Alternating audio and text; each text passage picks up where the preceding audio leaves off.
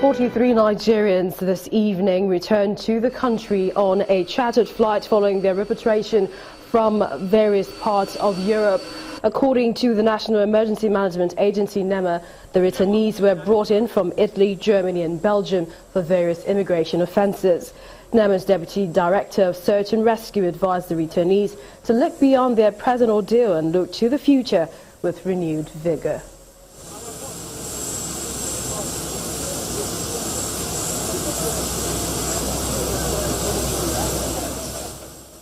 And for the world of sports, here's Kayode Alayade.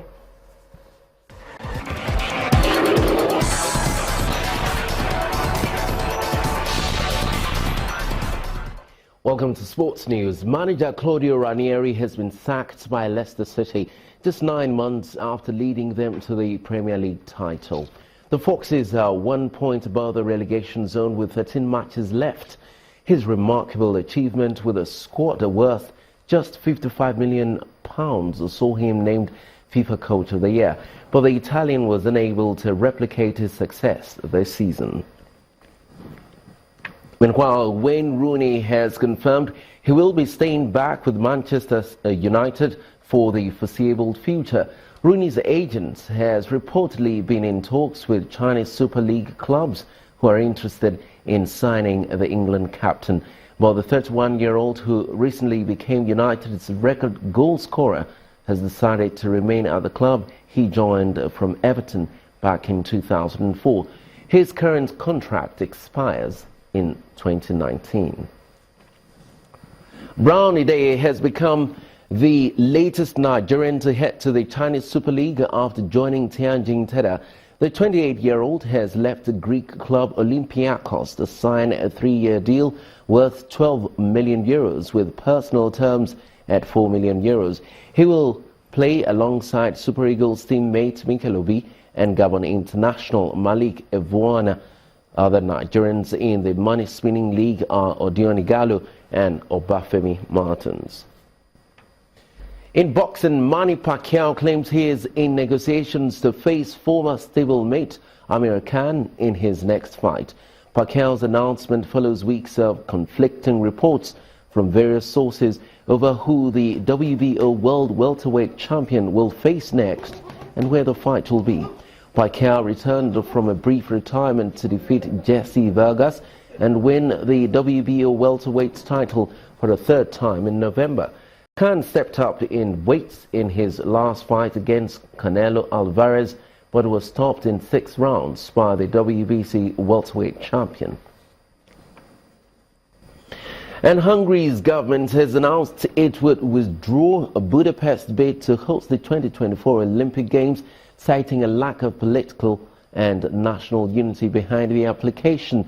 Bidding alongside powerhouses like Los Angeles and Paris, Budapest has been considered a long-shot candidate, pinning its hopes on the International Olympic Committee's Agenda 2020 initiative.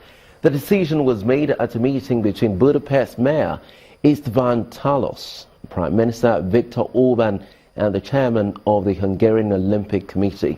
The IOC said it would await official notification from the National Olympic Committee of the country, the only authority which can officially withdraw a bid.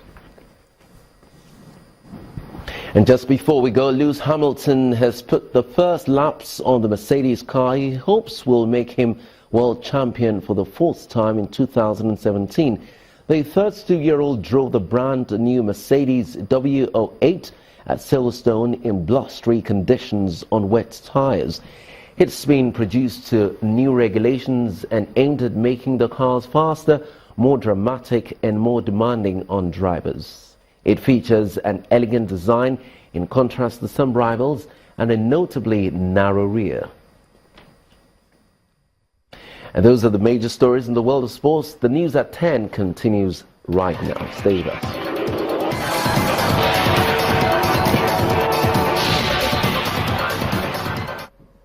And U.S. officials in Mexico have had to listen to their counterparts in the country to express their irritation about President Trump's new immigration policies.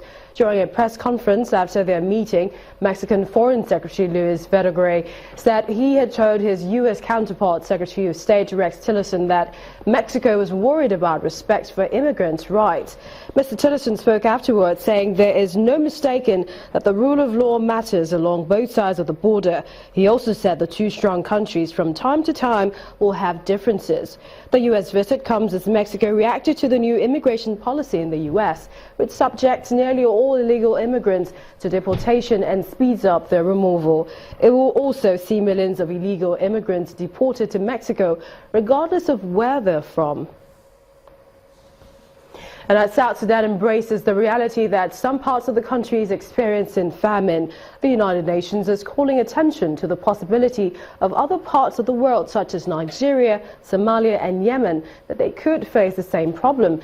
It says at least $4 billion will be needed by the end of March to help nearly 20 million people in Nigeria, Somalia, South Sudan and Yemen.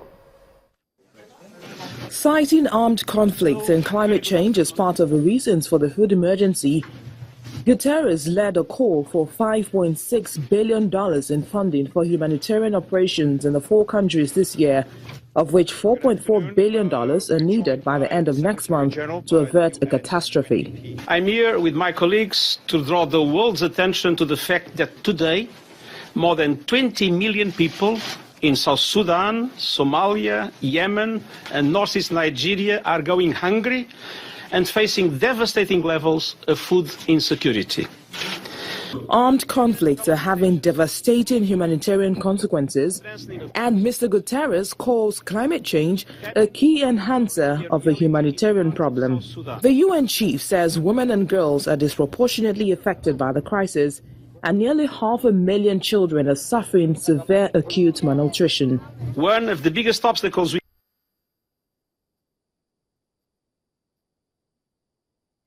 And the main news again.